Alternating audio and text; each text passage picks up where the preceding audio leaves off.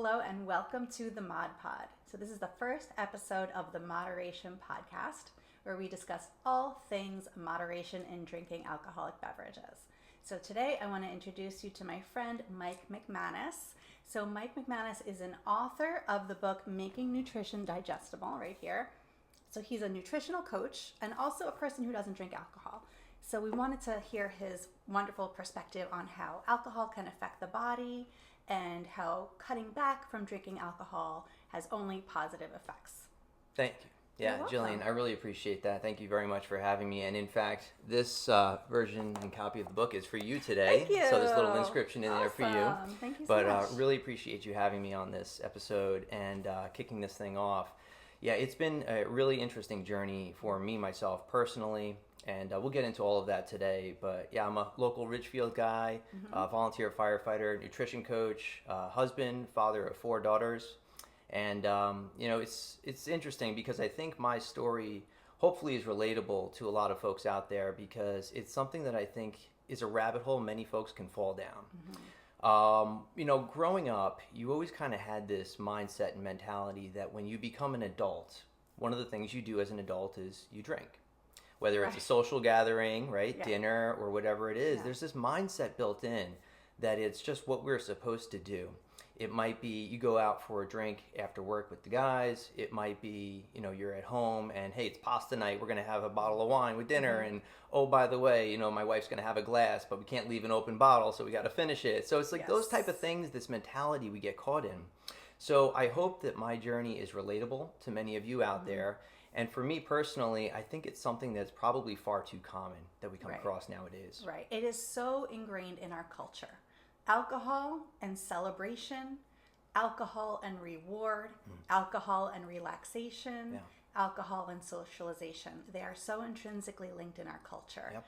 And when someone actually steps out of that and says they're not drinking, a few years ago, the first question was like, are you pregnant? Are you on antibiotics? Yes. Do you have a disease? Yeah. Are you an alcoholic? Right? Those are those assumptions. And as a person who has worked in the wine industry my entire career as a sommelier, I had access to wine constantly. And it was a grab. It was the thing to go with the meal. If I'm cooking a special meal, of course I'm going to have wine with it, right? So as a person who, I personally have been drinking wine many days a week, and I personally stepped back. Now, what was your experience early on as a young person with alcohol? Yeah, so, growing up, I will say, grew up in a loving household. Both of my parents were, and still are, thankfully, incredible, and would just be kind of like social drinkers, right? And I think that's kind of the norm that's been established in our society as to what's maybe acceptable. And I think there's varying degrees to which social drinking is acceptable and when it can go too far. But really, I wasn't surrounded by a series of alcoholics or anything to that nature. And I will tell you, and as we get into even some of the science on a lot of this later, because I'm a huge biochem nerd, I really love and dig the science behind why things work the way they do in our bodies. You can really see how alcohol can certainly get the best of you. And whether or not you are an alcoholic or not, whether you suffer from the disease, I do believe that even if you're not, it can still bring out some of the worst behaviors that may not truly be who you are. So for me personally, growing up, alcohol was not a huge part of my life, probably until college and then beyond. And when you start working, because I do actually also have a day job, I'm in the financial sector, and work for a large bank. And a lot of times you'd find yourself going out for drinks after work with the team, or maybe with client meeting, you're going out to a big dinner, and you don't want to be, or at least you didn't want to be, kind of the weird person, so to speak, who doesn't drink. And it's strange because I actually do feel, we're in 2025 now, I do feel like a lot of the stigma that had historically been associated with that has gone away or at least been reduced. And now you can be someone who's out there and it's socially acceptable to have a club soda and lime or maybe an alcoholic alternative while you're out there. And I'm sure we can talk some more about that later today too. So you're a young person, you're working in the financial services industry, you're going out with the guys and the gals after work. And do you feel that that lifestyle impacted your life outside of work as well? Yeah. That's a great question. Absolutely. And at the time, you started to build up this routine. And the routine was basically where you would go to work, and there was no time really at this point in my life to hit the gym. You're an adult. You were supposed to grow up. You're supposed to get to work, and that was the primary focus. So you eat what you could get your hands on when you're working, long hours. You really don't have much time to exercise. You become kind of a weekend warrior at the gym. You may go out for a beer or two after work. And even, I was a long-time commuter, so train ride, you get on the train and you could actually even have a beer on the train, believe it or not. So I was doing that for some times. It's far too easy.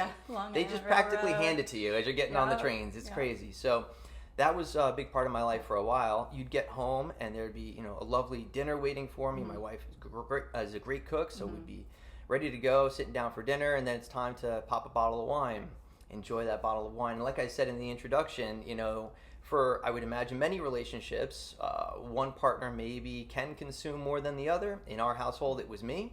So my wife would wind up having like a glass or a quarter of a glass, and I'd say, well, we can't leave an open bottle. It's never going to sit as well. Isn't that a good one? It's a good excuse. It's a great excuse. I'm very familiar with that one myself. Full of excuses when it came to drinking. Yeah. So that would be that. And then, hey, some nights you'd even have a nightcap to really, make sure you felt like you slept well, which, by the way, is a myth too. Yes. So over time, you started to build this routine up, and you just felt like you were in the rat race. You were doing what you're supposed to be doing. And, it was a pivotal moment for me when I actually did make that shift to pursue a different path, but it really took a long time before I could get there. Yeah. And, similarly, even though I didn't work a day job, I worked an evening job. Working in the restaurants and hospitality, you're even more susceptible. Number one, you're around the alcohol constantly while you're working. But also there's such a after work culture, even in hospitality. So you may get out at midnight and you still have a couple hours, especially, if you're in the city. I was working in Boston and New York.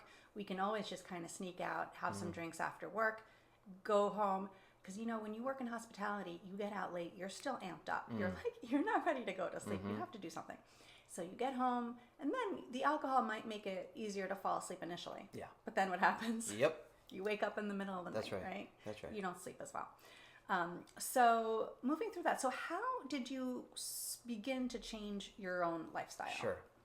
So one of the things that I noticed, and let's be perfectly honest, during this period, not only was I over-consuming alcohol, but I was not eating well. And many people will say, generally speaking, they have a rough idea of how to eat healthy. And I largely believe that. I think most people know things that are probably not the best for them and probably not the worst for them. And I'm not getting into plant versus animal debate. That's not what this is about. It's about just a Snickers bar, versus a piece of fruit. Like, there's a clear distinction, right? So when you're in a pinch and you're working late, or even when you're drinking, you have a propensity to eat more, and usually more garbage. So this is what wound up happening, and I noticed some pretty excessive weight gain. And I pride myself in, being healthy. I have a pretty lean physique, and, I'm relatively short person, 5'7". Right now I'm about 145 pounds, and I think that's the probably ideal proportions for me. But I was someone who actually got myself up to 200 pounds. I was short and stocky, and it was a terrible look for me. And I would be out there coaching my kids' soccer games at 50 pounds plus overweight, sweating and saying to myself, what kind of example am I really setting for my kids? And I'll never forget, I went away on this anniversary weekend with my wife. And while we were away, I just kind of looked in the mirror at myself, and I said, man, she deserves better. And I should be doing better for me and for my family. So it was a really pivotal moment for me, but I think for a lot of people, it takes that type of catalyst, that type of moment to really have that shift. And fortunately for me, thank goodness, it was before anything really bad happened. For a lot of people, unfortunately, they don't have that opportunity. So that's what it was for me. It's like the heart attack or some other physical ailment or something like that. And or they do something that they regret and they can't get it back, right? Hate to say it, right, but as a firefighter in town, the amount of motor vehicle accidents I've been to where you have someone who's been intoxicated, it's unfortunate, right? And these are things terrible. Where people, it's very easy to tell once you get in that car and you can smell it, you know exactly what's going on there. So you've actually experienced going to the scene of an accident, being in or near the car, and you can smell the alcohol. Oh, without a doubt. Really? Oh my goodness. Oh yeah. Oh, that's interesting. Yeah, because they're And actually. it's not like there's a roadie that spilled. You're saying just from that person, Correct. like Yeah, exhaling? and this is actually why breathalyzers work, because there is a component of alcohol that is released up through your lungs actually that you can breathe out. It's faint, but man, some of these cars, that's very interesting. Yeah. So you had this realization, and what were some of the changes, both, not just with drinking, but in terms of what you were eating? How did you start to get your weight back down and build more muscle? Yeah, great question. So it's funny because when you want to start to become healthy, there's a few really easy levers you can pull on, and I find this across the board. So right now, as a nutrition coach, I have a book of business, a number of clients that I work with. Love them all. They're all great. They're all unique. They're all individual snowflakes, if you will, right? And they all have their unique issues and things that they're working through. So one of the more common levers, though, that they all seem to pull on, which is great, is reduction in alcohol consumption. Yeah. And for some, it may be zero. For some, it may be, a moderation, right? And that's great. But less is better than more in any case as it comes to alcohol and fitness and trying to become healthy. So pulling on that alcohol lever for me was a great way to initially kind of, I would say, start to separate that initial 5 or so pounds, right? It just kind of melts off because it's a really bad behavior that really doesn't do anything positive for you in terms of your overall health. Did you notice that your face kind of came down, even not necessarily a result of the weight, but like an overall, so this is quite personal, but I do like kind of some face massage and lymphatic stuff when I'm, at night taking off my makeup and putting on my whole skincare thing. And I noticed one day as I was kind of brushing out the wrinkles, as I do, that it felt like less mushy. And I was like, oh, and I noticed it right away because I'm always touching my face. And I was like, oh, it doesn't feel as mushy. And I was like, wait a minute.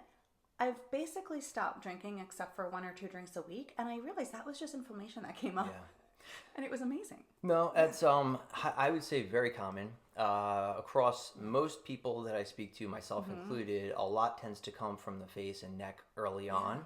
Interestingly enough, and an old myth I think associated with the nutrition and fitness space is that you could kind of target fat loss across your body. You really can't. It's going to come from where it wants to come from, and unfortunately, we all know like the love handles are usually the last thing to go, and that little paunch around the belly, right? Oh yeah. But the face and neck almost always seem to go first, and a lot of that could be associated with some water retention, but at the same time, there's absolutely fat stores that begin to build up there, and just cutting out the alcohol alone will absolutely have something of an impact there. So, all right. So you first step kind of scale the drinking back, and then how did your eating habits change over that time? Drinking, again, was the easy first lever. But at the same time, you don't really know exactly what's going to work well for you. Right. So I said, okay, let's try some principles that I've heard work well. So the first thing I did besides the drinking was I tried just going plant-based and seeing if that worked, right? Because I heard that was great. Let's give it a shot. I didn't feel great right away. Now, this is something that, again, is unique to everyone. Some people might do great on a plant-based diet. That's great for them. It did not work well for me. There were days where I felt extremely tired. I found myself needing to supplement with a lot of vitamins and minerals because it was hard to find in certain foods. Neither here nor there. The idea being, yeah, maybe I shed a couple more pounds, but that really wasn't my answer. So then from there, I pivoted a little bit and I said, okay, let's try low carbohydrate. I heard that's pretty good. Okay, so we went low carb for a little while and tried to really focus in on proteins and fats and only certain carbohydrates. That was pretty beneficial. I did find some success and results there. And then I took it and you've started to know me and learn my mannerisms and practices pretty well. I tend to be pretty extreme when I do things. So when I do them, I go all in. So I went from one side of the spectrum to the other, which is I said, let's forget plant-based, forget low carb. Let's just go straight carnivore and see what happens there. Why not, right? So I went completely meat-based for a while, meat and eggs really, and that's inclusive of organ meat like liver, heart, and things like that. I felt fantastic, believe it or not. And again, this is something, it's individual, may work for some, may not work for others. I felt really good. I felt high energy. I felt confident. I felt like I was strong, and it really seemed to help to shed a lot of pounds too. So wait, can I interrupt? Yeah, so please. Just be getting very specific. Because I know that's highly controversial as well. Yes, and actually a friend of mine who's very also into health and exercise we had this conversation recently. He's like, I just eat meat. Yeah. But realistically, what would you eat in a day as an example? Yeah. So back on those days, Yeah. oh boy. Yeah, in Okay. those days, yes. So on those days, it would probably be like 2 meals a day. Mm-hmm. I might start out my day after a little bit of a fast. I'd have, some electrolytes. Then I'd probably have like a ribeye steak with a couple eggs and maybe a little piece of liver or something. But like vegetables? No. Really? At that time, none. See, this is Zero. interesting. Okay, so Zero. you just did the... Okay. Yeah, and then for dinner, something similar. And it could be another piece of red meat or just another animal product, right? Whether it was chicken or pork. But it's for the most part, it was red meat because what I've come to learn is that some of the most nutrient-dense items that we look for in the human diet really come from animal meats. And when you look at your vitamin cabinet, a lot of times what we're supplementing with are things that you find in animal, especially liver. Liver and heart, to me, are incredible sources of nutrition. So, like, even if you wanted to go completely plant-based, I would argue sprinkle in a little bit of liver or heart every so often just to get the extra vitamins and minerals. It's incredible how nutrient-dense those things are. All right, so we're going full carnivore, and this is sort of out of the 3 camps, you're doing the best here. This one seemed to be the most successful. Okay. However, I did start to run into some issues here as well. So I backed off carnivore a little bit and also wanted to reintroduce some other foods just because I was getting bored, to be honest with you. Yeah. Like, as much as I love steak, I was like, I'm eating a ribeye every day, twice a day. Like, pricey as well. It's pricey, yeah. It starts to add up. You get tired. You're like, what am I going to do here? So I wanted to back off that a little bit and reintroduce a few other foods that were high fat but healthy options like avocados, macadamia nuts, olives. So really went down more of a ketogenic path. And so ketosis, for those of you who don't know, is more of it's a way to alter your metabolism so that you're primarily focusing on burning fats as fuel, and you're generating something called ketone. And there's 3 primary ketone bodies out there, but for the most part, what I think most people need to know is that it's an alternate fuel source that you can utilize within your body. And our bodies are actually naturally designed to tap into those stores. Unfortunately, when we go through things like starvation mode, but you can also kind of create this biohack where leaning into low carbohydrate, high fat diets can promote the generation of these ketone bodies. They're exceptionally efficient at allowing you to use fat as fuel. You do feel highly aware and like your mental acuity really picks up. It's actually a pretty nice place to be temporarily.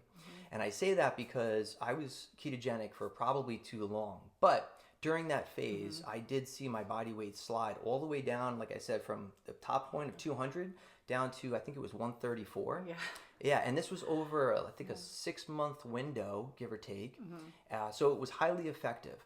But then I started to notice a few deficiencies started to creep in. I began becoming relatively electrolyte deficient. How did you monitor that? Like, how did you know? So as I noted earlier, lifelong athlete. So I competed in triathlons, running races, all these different things. And for the most part, felt pretty good. However, there was one race in particular. So I get out there to do this 5K, and I actually did really well, but I pushed myself well beyond my limits. And I came home, and I felt awful. And that morning, I knew, first of all, I was still fasted. You did this without eating? Oh, yeah. Oh, and a lot of folks in the ketogenic space will absolutely continue to perform without any food in their stomachs. So I got out there. I was extremely tired when I got home, wild brain fog. My muscles were starting to cramp. And I think muscle cramping and brain fog together are a really good indication that you are missing something in your diet, and it's probably electrolytes. So at that point, I started supplementing with a lot of electrolytes. And so I started using electrolyte packets, and those were beneficial, but I noticed I was really reliant on them. So it went from something where I think you could have like a swig or 2 every so often to just a ton. And not to belabor the topic too much more, but I realized this diet is missing something. And what we need in this diet are some healthy carbohydrates that we could reintroduce now, because we've lost all the weight. But now we need to figure out how to reintroduce the things that we want that are going to be easy to digest, like fruits, even honey, maple syrups, things like that that people would think of as, oh my God, those are like high sugars, I can't eat those. If you're active and you're doing enough, you probably can. Okay, so I have to interrupt here because I had this experience. I have fluctuated in my weight since I was probably about 19 years old. And I've gained a lot and then I would lose it. And the last time I had a big loss was when I started doing keto, which was during the lockdown. I had great success with it. I felt really good. I enjoyed it.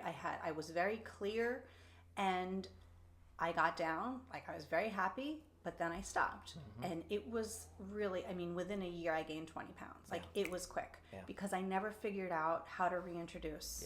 And I think I just straight up became addicted to the carbs again because I probably wasn't eating the right thing. So this is very interesting. Yeah, you know, it's, so a couple of things I'll point out to your story is, you know, when you lose all that weight, first of all, and I notice this across a lot of clients as well, you kind of check that box and you say to yourself, okay, now I'm good. Yeah. But at the same time, there's a very thoughtful and diligent next few steps that have to come back in when you're reintroducing certain foods. And it can't just be, hey, let me have it all again. So one of the things I actually do with my clients is we go through a multi-phase approach to achieving their goal. And one of the phases is actually a reintroduction of some foods that we've excluded during the first few phases. And we monitor the inclusion of those foods, how they make them feel, gassy, bloated, any additional weight gain, sluggishness, you know, lethargy, whatever it is. And we monitor those things to see if they are foods that just don't respond well for that individual person. The other thing I'll point out too is there's so much bio-individuality out there, meaning what works for one may not work for another. I have a client who she was doing great and eating great foods, and we couldn't figure out why she wasn't losing weight. We went for some food sensitivity testing and came to realize that egg whites were extremely high on her food sensitivity score. We took egg whites out of the equation for her, and the weight just slid off again. Oh my gosh. Really? So it's just interesting to see how some foods for some people are really triggering. You know, eggs, not for me at all. I could eat eggs all day, no issue. So it's different for everyone, and finding some of those triggers is really key. But back to your real question, which was getting back into that maintenance mode, I think a lot of it comes down to how you want to perceive your body type, your frame, and what you're looking to achieve. So like for me, when I got down to 134, I actually wanted to build on another 10 or so pounds because I was too thin, too skinny. I had lost muscle. So aside from the electrolyte issues, it was really, I didn't like the way I looked again. I was too skinny and frail. Weird, I know. And it was the opposite effect. I'm like, you can't win. I know. So putting back on the 10 pounds of muscle, which by the way also came with strength training, and I will say, I'll give a local plug to another Ridgefield company, Steel Fitness in town. That's where I do my strength training. And frankly, I love it there. It's a functional fitness program, so it teaches you like, hey, you want to lift up your kid, here's how you lift, right? You do things. You know, it's like very practical. Yeah, I absolutely love it. But point being, strength training is so important. And also, by the way, when you're building muscle is a great metabolic sink for glucose. So as you start to reintroduce... Metabolic sink for glucose. Yeah, so basically what happens is your muscles contain these receptors. They're called GLUT4 receptors. And the idea being when they're circulating glucose in the bloodstream, you got to get that out, right?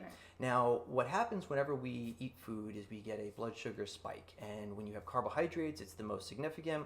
Fats, minimal significance. And this is why keto tends to work really well, aside from generating ketone bodies. When the blood sugar is high and we need to shuttle glucose into the muscles, this is why your pancreas secretes insulin. But if you're someone who's constantly eating carbohydrates and you don't give your body an opportunity to reset, pancreatic insulin is always going to be high. You're going to develop insulin resistance. But if you're strength training and you're introducing carbohydrates, now you're giving a place to go for that glucose. And you can like upregulate these receptors, these GLUT4 receptors, the glucose gets shuttled into there, you're developing glycogen stores, your muscles are going to fill out, and you can start to improve your metabolism too. So strength training goes really hand in hand with a lot of this too. Okay.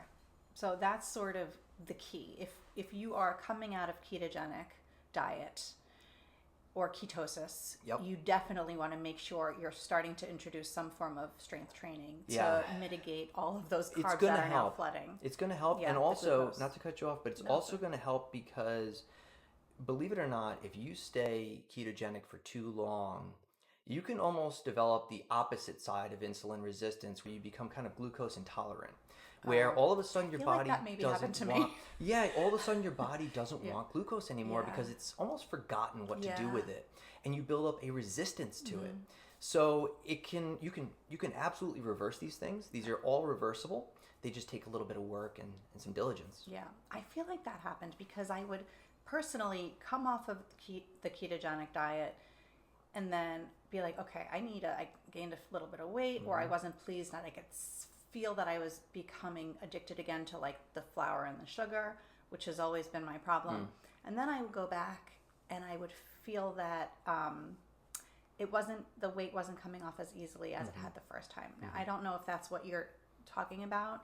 Like if I were to go back into ketosis, would it be affected there, or just general, So here's the other thing too, is one common trend I've also found is that folks who first start keto do it when they're at their, I don't want to say worst point, but usually when they weigh the most, right? Yeah. So the weight tends to pour off more quickly than when as you go back later on, but you're in decent shape, but maybe 5 to 7 pounds overweight, it's not going to be as noticeable and effective. That makes So sense. me personally, I live a reasonably, I'll call it lower carb protocol on most days, but I absolutely do not shy away from carbohydrates. I talk about it in my book.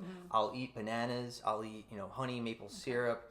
Over time, I've actually started to reintroduce certain grains, certain rices, sweet potatoes, and starch. I'll eat bananas. I'll eat, honey, maple syrup. Over time, I've actually started to reintroduce certain grains, certain rices, sweet potatoes, and starches, right? So there's a time and a place for each of these.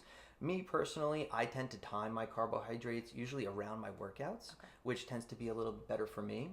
And one really cool experiment that I did recently was I decided to wear a continuous glucose monitor on my arm, just to kind of evaluate how certain foods would trigger more significant blood sugar impacts than others.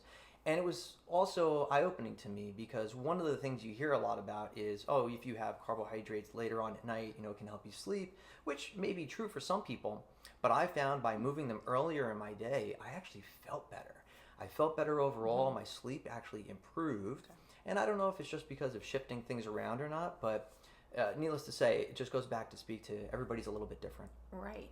So can you explain a little bit further how you utilize the glucose monitor to really translate that to, okay, I just ate this and how it's impacting you? Yeah, how to kind of dial it in, right? Yeah, and interestingly enough, back to kind of your whole idea of the reduction in alcohol, etc. I would like to wear it again at some point and even test a few other foods to see what happens. And probably not alcohol, but at the same time, I was like, maybe we can get you to throw one on and see what happens. Yeah. But no, absolutely. So the idea being when you throw on a continuous glucose monitor, and by the way, they're over the counter now. They used to be prescription. You can get them anywhere, any online dealer right now, and some pharmacies too. So I purchased the Stello from Dexcom, and you just pop it on your arm. It's relatively painless. Wait, does it go into your blood? It does, but you know what? How does that work? It was not painful at all. Really? The most painful part was taking it off at the end, but that's kind of like taking a Band-Aid off, something along those lines. So you really didn't feel it much at all, and I truthfully would highly encourage everyone to do it at one point or another in their life. I'm definitely going to try this. Yeah, and I think just to put it out there, I want to say you got 30 days worth for like $99. So no brainer for your metabolic health to get a handle on what you're doing. So some of the observations, right, that I kind of evaluated and made changes in my life about were eating windows, what to eat when, how sleep played a role, stress played a role. These are things nobody thinks about. Everybody just says, eating a banana is going to spike your blood sugar. And it's like, well, that might be true. But did you also notice, like, when you got angry at your kid, your blood sugar also went up? Really? Oh, my goodness. Oh, man. My blood sugar must be real high. I'm telling you, right? So it just goes to show, like, on the more stressful days, I noticed my blood sugar would not only be elevated, but stay there a little bit longer. And funny enough, like, when you're type 2 diabetic, what winds up happening is your blood sugar will spike, but unfortunately it'll remain elevated for a considerable amount of time. Normal human physiology, our bodies are designed to not only have our blood sugar spike, but to adapt and modify quickly. Right, which is the whole point. Bingo. Insulin, it's a lot like heart rate training. So for anybody who's done really aggressive heart rate training, you know that when you're sprinting, you want to see that red zone. You want to see the 180 and the numbers are really high, but you want to also see how quickly it can come back down. It's a good indication of how healthy you are. Similar for blood glucose. I have no issue if my blood glucose spikes very high, in fact, into diabetic ranges if you're eating like real sugary foods, but watch the area under the curve and the time under the curve. So if it comes back down quickly, you're probably pretty healthy. Which means you would not be insulin resistant? Correct. Okay. Because it's doing its job. Gotcha. It's coming out, unlocking the door, and doing the work it needs to do. You see, when insulin is too high for too long throughout the day, insulin is a storage hormone. So we're really unable to burn fat effectively when insulin is high. And this is why, unfortunately, many type 2 diabetics are also struggling with weight loss because insulin is just ever present.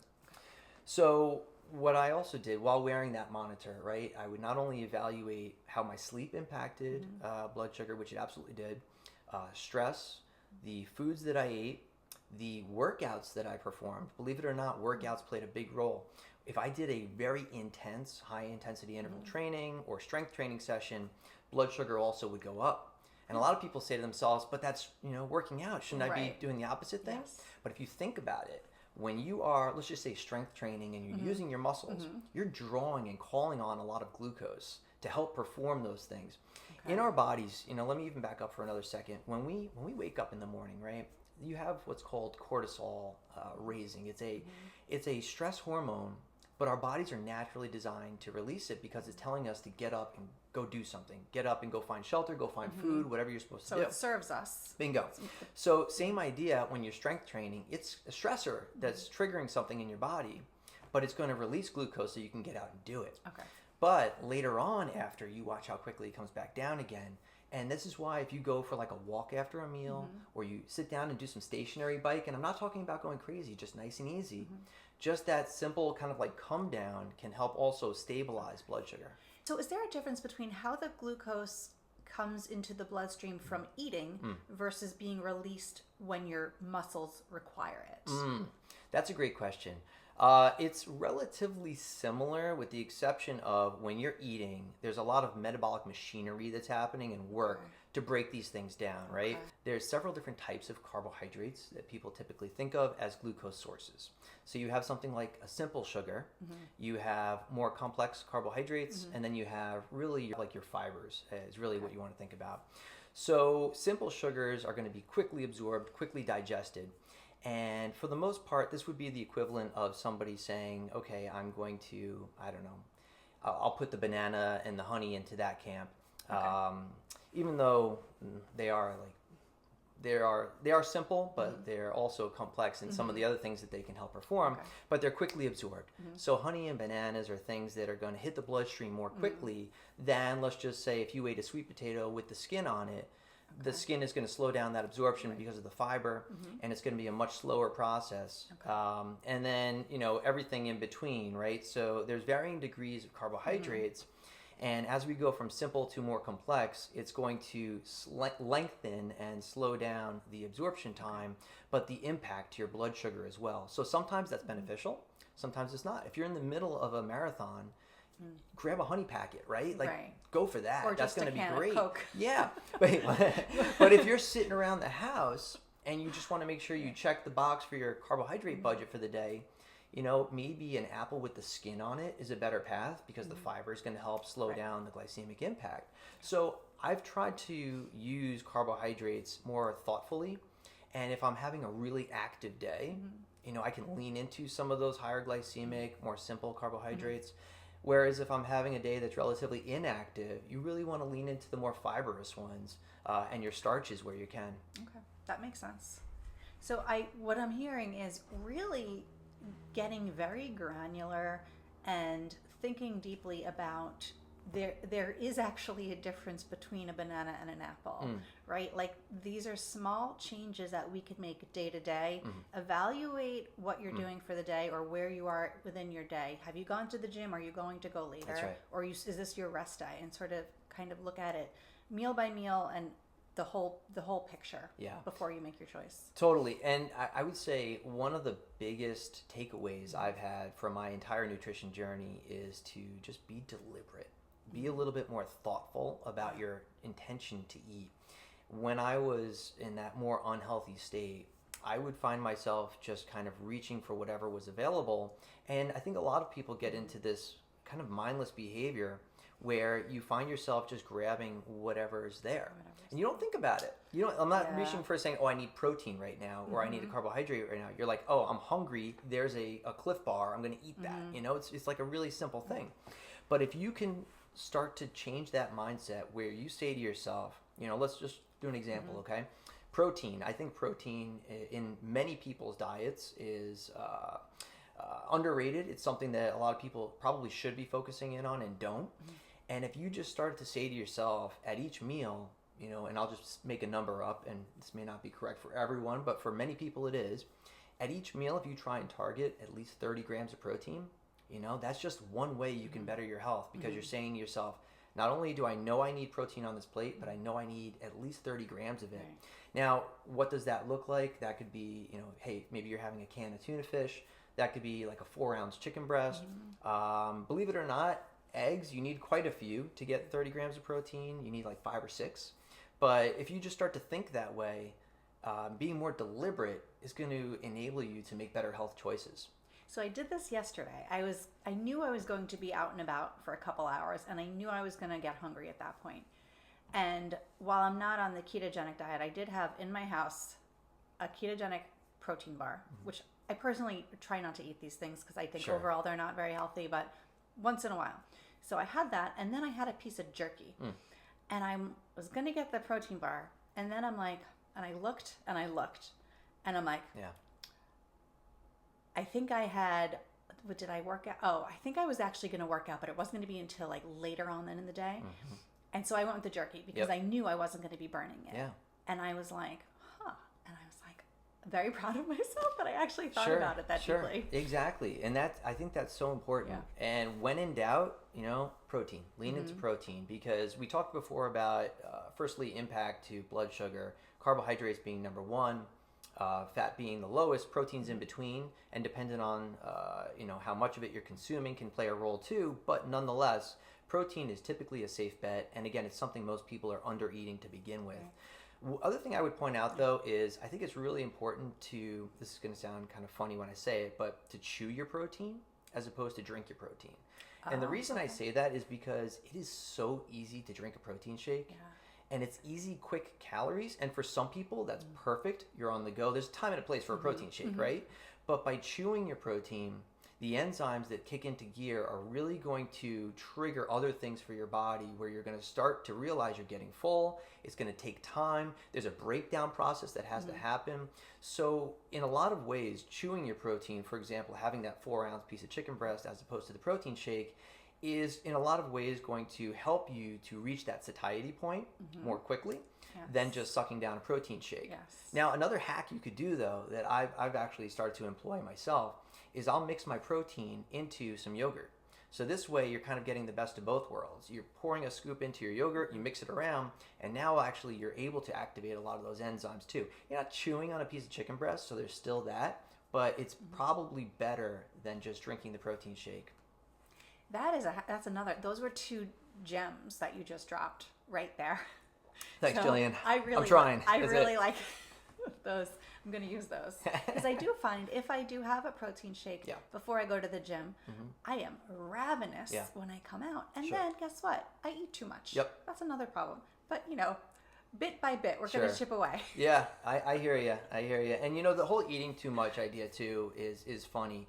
Yes, from the perspective of like thermodynamics, I get it, nutrition community, don't come down on me for saying this, but there is that ratio and that formula of how much you take in versus how much you expend. I get it, all right? But all of that said, I am also a firm believer in our bodies are comprised of all of these little, I'll call them pockets. And these pockets are looking constantly for nutrients. They're looking for minerals, they're looking for vitamins. I detail a lot of this in my book. If you don't give your body all the vitamins and minerals it needs, it's going to signal, keep eating. This is why I can put a plate of French fries in front of someone and they can eat it until tomorrow. But if I put that piece of chicken breast in front of you, you're probably going to be full. These are 2 wildly different things, and forgetting calories on their own for a second, this notion of nutrient-dense food versus food that is void of nutrients, right, is a so important concept for us to take home. And this is why I also say, if you are somebody who struggles with overeating, I want you to look at your plate, and I want you to eat the protein first. And if you eat that protein first, see if you're still hungry. In a lot of ways, you might not be. An example of this is people will look at their salads and they have all this stuff in them. Maybe it's like a big Cobb salad or whatever it is. Eat that chicken breast first, or eat that egg first, then see how you feel. And in all likelihood, you might even be full. That's a great tip. Okay, third one added to my wallet. So let's bring it back to, the alcohol, and when we do drink alcohol, how does that affect our metabolism? Sure. Yeah, so interestingly enough, when we drink alcohol and it first hits our lips, our bodies start to kick into gear, and there's almost this response where it's saying, we know this isn't good for us. We need to do something with it. Okay. So bear with me for a second. I'm going to kick in some of the nerd biochem stuff, but I promise I'll bring it full circle. Okay. So the idea says, okay, we need to do something. We need to process this poison, for lack of a better term. And what we're really talking about here is ethanol. So when ethanol comes into our bodies, we need to break it down. Now, primarily, yes, there's multiple ways that our body will break it down, but most of it occurs between the stomach, small intestine for absorption, and liver. And liver is the big one. And as you all have probably heard, like over the years, fatty liver disease and all these things are associated with chronic alcohol abuse. So what happens is when our bodies take in the ethanol, what needs to happen is we need to convert this into something else that's smaller that can be broken down. And what winds up happening is we activate an enzyme. In this particular case, it's alcohol dehydrogenase, and it's going to convert this ethanol into acetaldehyde. Now, the problem with acetaldehyde is while it's an easier molecule to break down, it's extremely toxic and even carcinogenic. So now think about this for a second. You've taken something that you knew already wasn't good for you, and you've possibly even made it worse in your body. But why is your body doing this? It's doing it because it's an easier molecule, a smaller molecule to break down even further. Okay? So there's a complex enzymatic process that's occurring during this phase, and it requires a currency in this particular case called NAD. And this is nicotinamide adenine dinucleotide. Fancy word, 10-cent word. But I promise you, I'll bring this back full circle to why there are certain foods I think you can eat that may even allow you to better prepare yourself for alcohol consumption. Really? So we're all cutting back here, but if we know we're going to have 1, 2, 3 drinks on a Saturday, there's things we could do in advance. All right, I'm ready for it. Yeah. So what's happening now is we have this highly toxic carcinogenic thing in our bodies, acetaldehyde. We need to break that down even further, and we need it to go quick.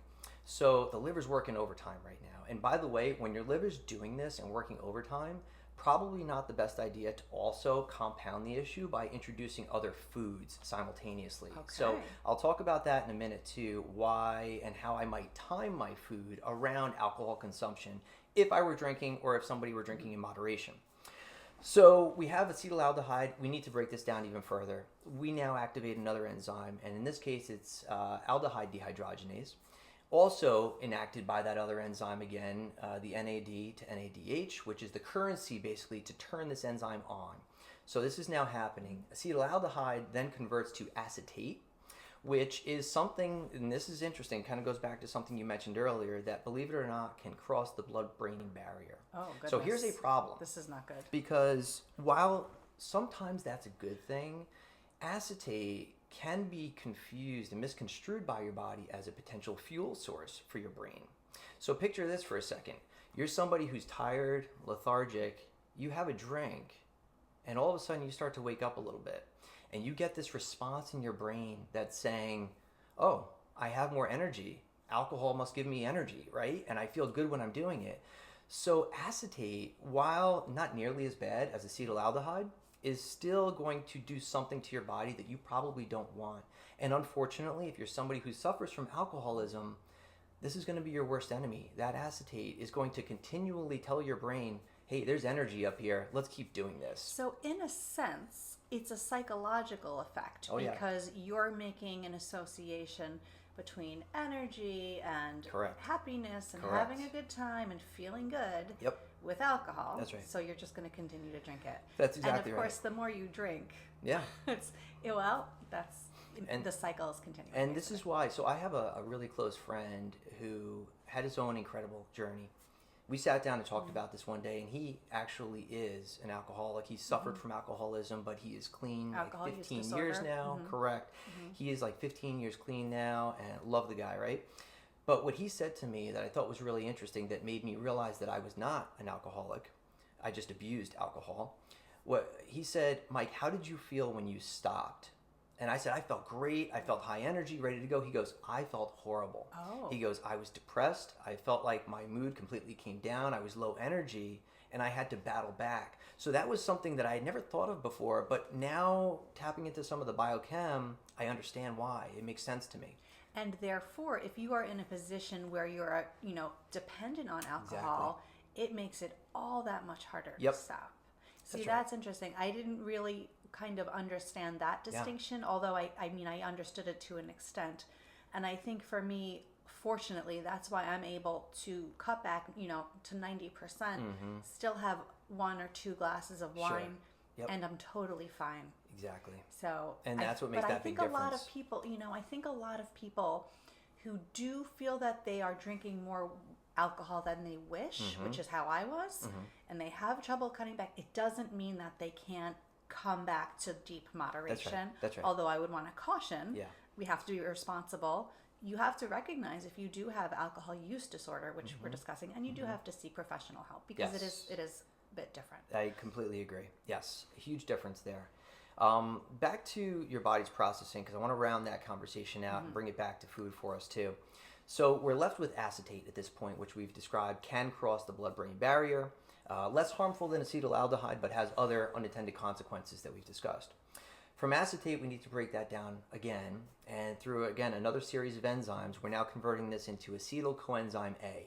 Acetyl coenzyme A, for those of you who remember back from your old biochem days, is actually a really important molecule for your body. It does help fuel the citric acid or Krebs cycle. It gives you energy. It's a good thing. However, too much of it, when it builds up, can elicit fatty acid synthesis. And this is why people who develop these chronic drinking disorders, whether through abuse or the syndrome, will develop a fatty liver, increased triglycerides, and all these things, because you're triggering this excess of acetyl coenzyme A that's going to make more fatty acid synthesis. You're going to have a buildup of more than you need, and unfortunately, fatty liver and high triglycerides are highly common in those cases. Okay. So let's bring it full circle now.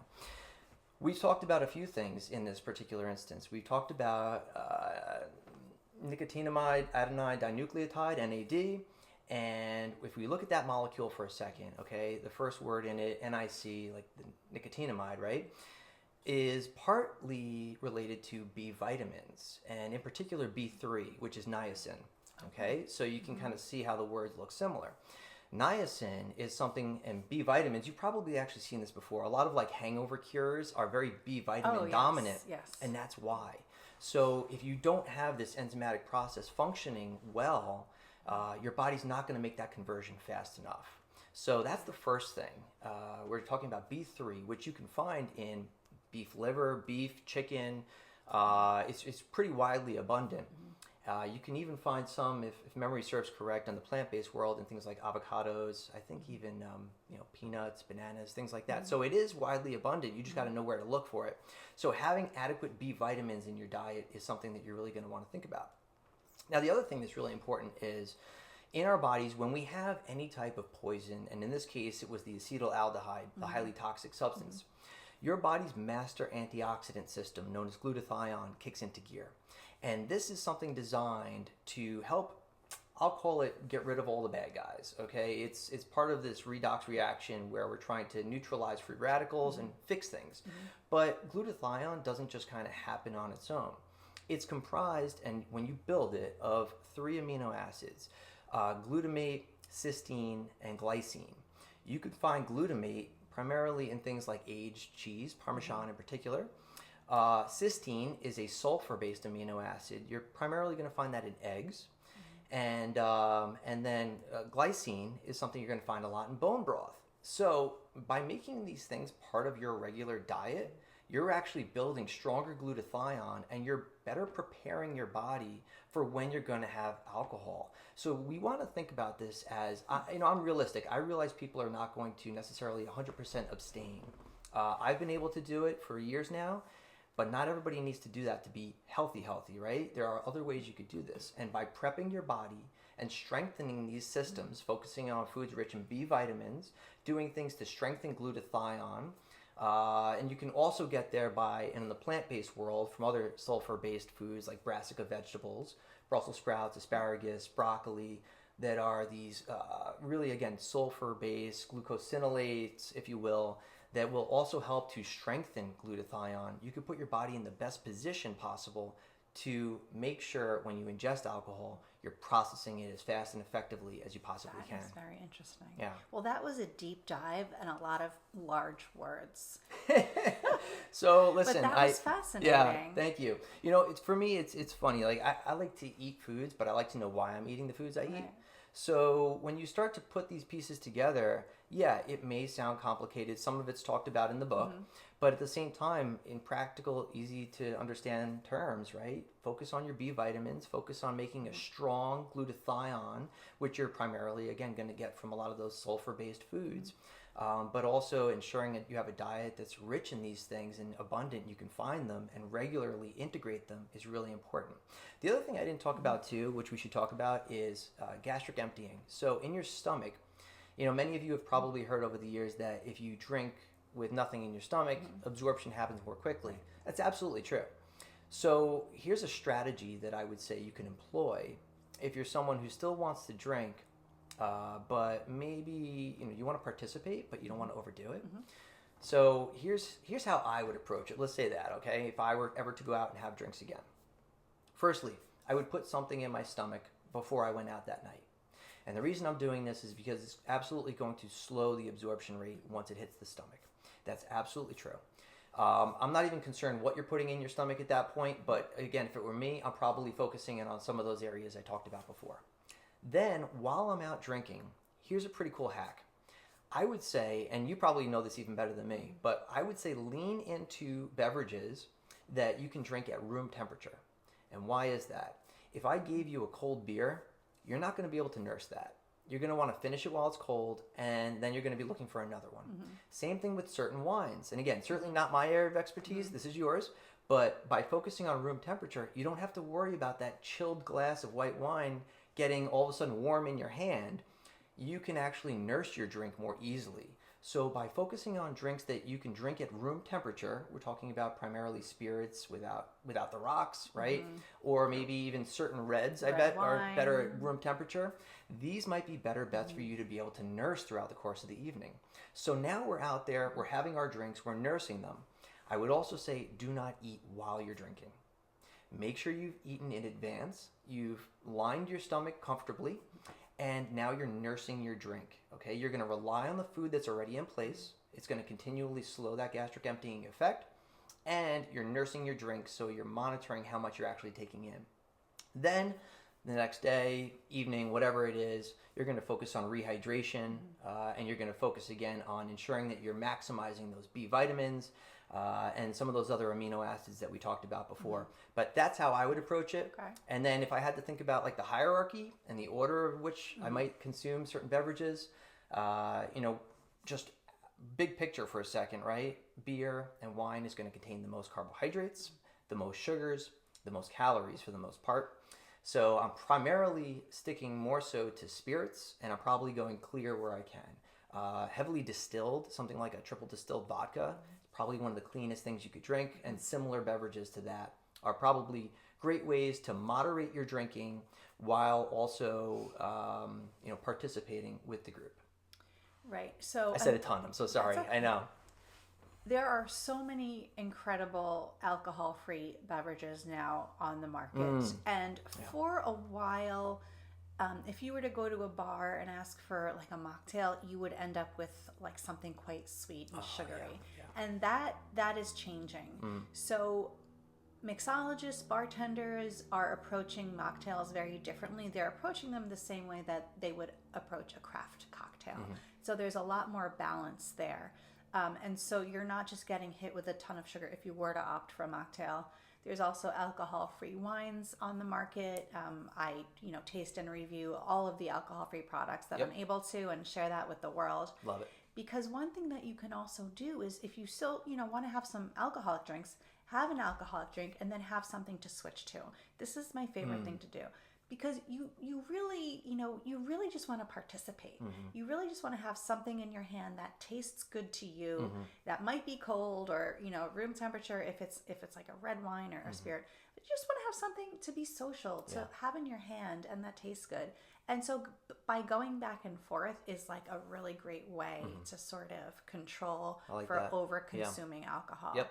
And no one's asking you any questions. But I also think that, so many people now are just like, I don't want to drink that much anymore. I feel crappy now. I'm, maybe a little bit older, not handling alcohol the same. Sure. That's what I'm hearing from my peers. Yeah, it's funny how that happens. And a couple of things I'll point out to there. So there's absolutely validity to this notion of we don't tend to handle it as well anymore when we get older. And a large part of that actually comes back to the biochem aspect of the depletion of the B vitamins and how much we burn through that NAD that I talked about before. It's currency. It's something that's in your wallet that you have to pay for every time you drink. And the more you drink, the more you're going to use from it. And if you're not consuming the right diet, unfortunately, you're going to go through it that much faster. Well, can I interrupt you for please. a second? So the NAD, as you're referring to it, when you say you're going to go through it, do you mean in one sitting or over time? Over time, really? But it's something that it does replenish, right? It does replenish. Your body needs it to survive. But it's something that the more that you develop kind of a chronic drinking disorder, you're never giving your body that opportunity to really fully reset.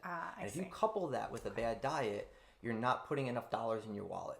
Okay. Now, the other thing I'll say too is, I do think it's funny what you pointed out. This market seems to be exploding with alcohol alternatives. And I think your channel and everything you're putting out there is phenomenal. The work you're doing is great to showcase this to the world because it's so important. Because when we think about it in the grand scheme of things, let me just kind of like really contextualize this. People might think, hey, Mike does nutrition, so he must hate sugar or whatever. And I've already told you, I eat bananas. Like, sugar's fine, right? But the idea being, let's put this all in the right context. You have an alcoholic beverage in one hand and a non-alcoholic beverage in the other. This is better, almost bar none, without a doubt. Yeah, there's some exceptions to certain chemicals, but for the most part, this is going to be better than that any day of the week. So if that's what it helps or does to help you get away from this, do it.